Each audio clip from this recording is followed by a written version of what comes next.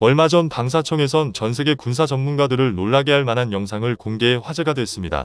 안 그래도 올해 한 해에만 5조 원대 규모의 수출 계약을 맺으며 히트작으로 군림한 K9 자주포에 대해 추가 업그레이드 계획을 공개한 것인데요. 이 과정에서 부품을 하나하나 해체시키던 중 그동안 베일에 쌓여 있었던 K9 자주포의 차기작 K9A1의 포신의 기이한 형태가 드러나자 특히 인도 국방부는 1000억 루피 우리 돈으로 1조 6,050억 규모의 방산 계약을 타진하며 신형 K9 자주포 200문에 대한 추가 주문을 전격 발표했습니다.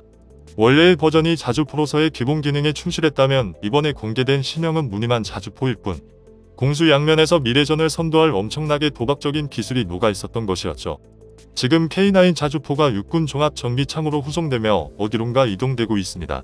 어느덧 한 공장 앞에 들어선 K9 자주포는 숙련된 기술자들에 의해 약간의 성능 검사와 세척 작업이 진행됐고 이윽고 무한 궤도를 비롯 차체를 구성하던 부품들이 전부 해체되기 시작했는데요.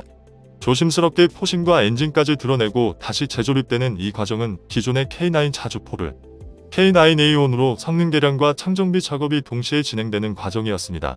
입고와 세척, 분해, 보수, 조립 등 18단계를 거쳐야 하는 해당 작업은 자주포 육문 기준 무려 200일이나 소요되는 고난도 작업으로 과정 대부분이 군직 정비로 진행됐는데요. 그런데 차체에서 완전히 분리된 포신에선 한 가지 이상한 장면이 포착됐습니다. 부품별로 상태 검사 및 정비가 진행되던 좀 8m가 넘는 포신에는 별도의 강화 작업과 더불어 활용도를 알 수 없는 전자장비가 부착되는 장면이 확인됐고 무슨 이유에선지 이번 성능 개량에 소요된 시간의 대부분이 포신 개량에만 집중되는 양상을 띄었는데요. 유튜브를 통해 공개된 이번 영상은 국제 언어로 번역되며 세계 각지에 동시 공개됐고 같은 시각 인도에선 우연의 일치라고는 할 수 없는 놀라운 소식을 전해왔습니다. 인도가 대중국 화력으로 선택했던 한국의 K9 자주포를 대량 추가 발주하기로 했다는 소식이 인도 매체에서 보도된 것인데 확인 결과 인도는 최근 중국과의 국경 분쟁에 대응하기 위해 지난해 배치했던 K9 자주포 100문에 이어 기존 계약의 2배에 달하는 200문을 추가 발주하겠다는 뉴스가 사실로 판명됐습니다. 인디아 뉴스에 따르면 인도 국방부가 1000억 루피 원화로 대략 1조 6천억 원 규모의 발주 계획이 사실이라는 것을 국내 언론에 다시 한번 확인시킴에 따라 이로써 K9 자주포는 인도의 확고한 국방무기로 자리매김하게 되는데요. 구체적인 내용에 따르면 올해 중 하나디펜스의 현지 파트너사인 나르세넨투브로에 발주하는 이번 사업은 인도 민간 방산업체에 발주한 사상 최대 규모로 군 현대화 산업방산기지 조성을 위한 정부 계획의 일환이고 아울러 국방산업에 대한 부양책이 될 것이라고 전했습니다. 이번 계약이 정상적으로 진행되면 K9 자주포는 2023년부터 2028년 사이에 인도 국경을 중심으로 배치될 예정인데 이를 위해 K9은 중국 국경과 맞닿아 있는 해발 3000m 고지대인 라다크와 빙설의 히말라야 산맥 지대인 시킴에서 운영될 수 있는 특수 엔진으로 개조될 예정이라 알려졌습니다. 지난해까지 인도 육군은 K9 17H 연대만 추가로 주문할 계획이었지만 양국의 무력 충돌로 사상자가 발생했던 라다크 동부에 최근 중국 군대와 무기가 대거 집결되면서 수량을 늘린 것으로 보이며 또한 K9의 인도형인 바지라가 험준한 산악지역인 한국에서 운영되도록 설계됐고 인도의 라다크 역시 한국과 비슷한 산악지형과 기후 조건을 갖춘 것도 긍정적으로 평가되는데요. 구경 155mm 52 구경장이며 길이 8m에 달하는 포신으로 포탄을 최대 거리 40km로 쏘아대는 K9 자주포엔 자동화된 사격 통제 장비와 포탄 이송 및 장전 장치가 기본적으로 탑재됐고 15초 이내에 최대 3발, 3분 동안 연속 18발을 발사할 수 있어 초기에 적을 무력화시킬 수 있다는 뚜렷한 장점이 있었지만 하나디펜스 측은 이번 개량 작업에서 안 그래도 괴물 같은 K9의 성능을 최소 3배 이상 끌어올린 수준의 정보를 공개하는 등 그동안 K9 자주포를 구입한 국가들과 그렇지 못한 국가 모두에게 충격이 될 만한 소식을 전했습니다. 이번 성능 개량의 범위는 사격 통제 장치를 K55A1에 탑재되는 것과 비슷한 수준으로 개량하고 기존의 INS 항법 장치에 GPS를 추가하며 조종수 야간 전망경 및 후방 카메라를 추가하고 보조 동력 장치를 장착하는 것인데 이는 기존 K9의 사격 통제 장치는 분명 우수했지만 개발된 지 벌써 15년이 넘어 아직도 보스 운영 체계를 사용하는 등 진부화되는 것을 피하지 못한 데 따른 개선 작업에 초점이 맞춰졌는데요. 이에 따라 K55A1에 적용된 것과 비슷한 수준의 윈도우 그래픽 기반 사격 통제 장치로 개량해 성능 향상과 더불어 디지털 지도 및 전자식 조범과 같은 새로운 기능을 탑재했고 또한 전자식 시한신관 장입기와의 연동 기능을 추가하고 신형 155mm 사거리 연장탄을 사격할 수 있도록 개량이 이뤄질 것으로 보입니다. 앞서 말한 것과 같이 K9의 항법 장치는 INS 기반으로 한계점이 있었기 때문에 GPS의 적용은 당연한 결과였는데, 기존에도 일선 부대에서는 PRE 등을 이용해 GPS를 활용하는 운용을 하던 것에서 알 수 있듯 GPS의 장점은 명확했고, 따라서 K55A1에서 적용되었던 GPS 수신기를 탑재한다면 이를 이용해 보다 빠르고 정확한 위치 재원을 산출할 수 있으며 기존 INS의 오차를 보정하는 것 역시 쉬워질 수 있었죠. 하지만 성능 개량의 핵심은 강화된 포신에서 찾아볼 수 있었습니다.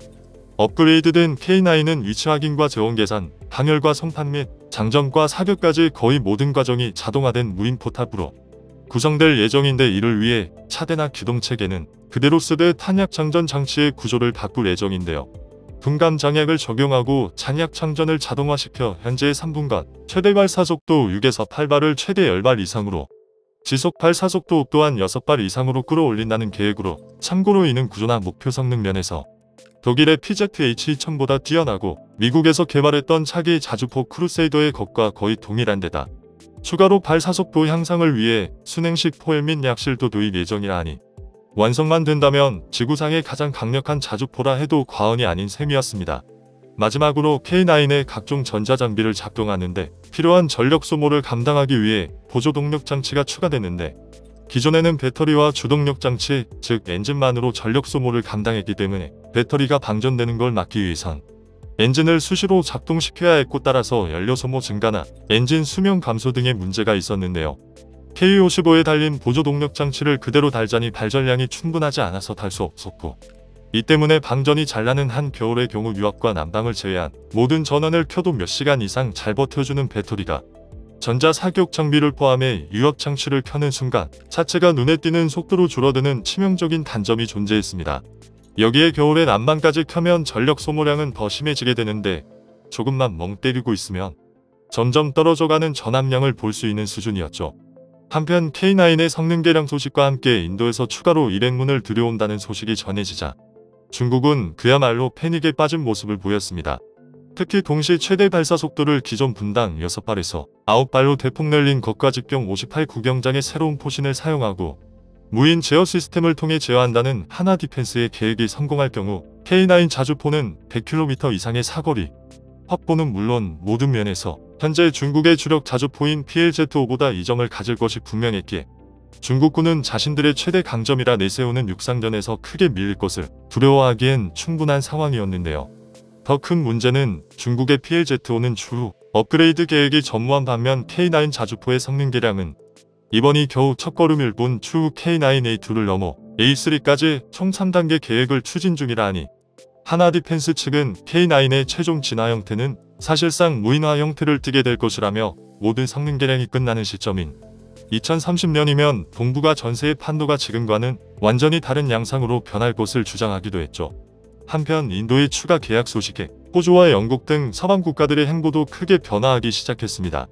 최근 한국 정부단이 직접 호주로 날아가 스콧 모리슨 총리와의 정상회담을 통해 1조 원대 규모의 K9 수출 계약서에 최종 도장을 찍었는데요. 호주 국방부에 따르면 K9 자주포는 독일의 PZH-2000과 함께 40km 넘게 날아가는 유일한 자주포지만 고가인 독일제에 비해 가격 경쟁력이 뛰어나 지금까지 600문을 수출할 정도로 베스트셀러로 자리매김했다며, 특별히 덩치가 큰 검이라는 뜻의 헌츠맨이라는 별명으로 진동시에 세운 공장에서 생산 및 납품할 예정이라 밝혔습니다.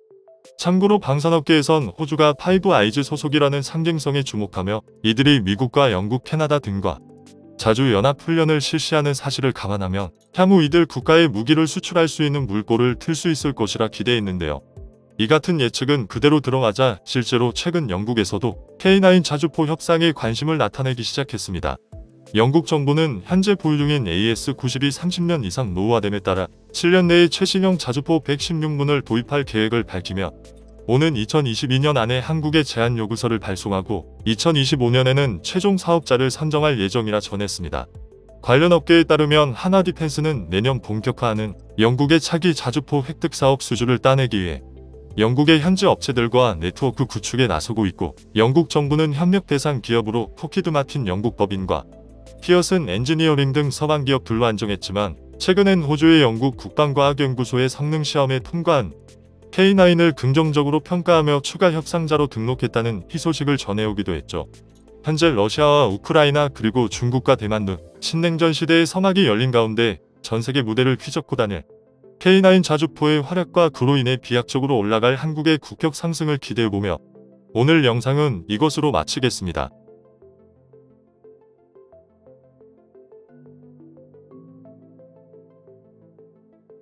다음은 관객들의 댓글입니다.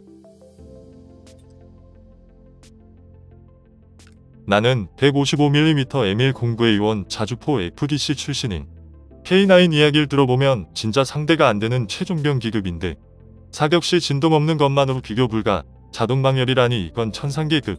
게다가 자동장전까지. 중국군들 간담이 서늘해진 화력진 챔피언급인.